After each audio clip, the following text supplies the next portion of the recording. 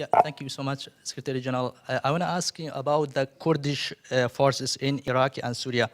Have you any plan for supported Kurdish forces in Iraq and Syria? For example, Peshmerga force is now fighting to again ISIS. The important thing is that we fight ISIL, and NATO support and help the international coalition fighting ISIL in many different ways. We have started to train Iraqi forces officers in Jordan. We have just decided now to move on and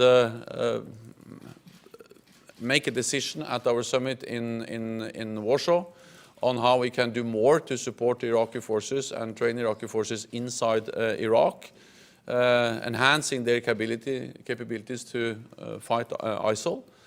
And of course, we are also supporting Turkey, which is the ally most affected by the turmoil, the violence in Iraq and Syria.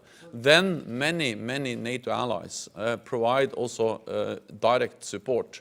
And NATO allies are part of the US-led coalition fighting ISIL. And in that framework, several NATO allies also train Peshmerga in Iraq. And that's an activity which is part of the US-led coalition. It's not part of the NATO framework, but NATO allies provide that kind of support.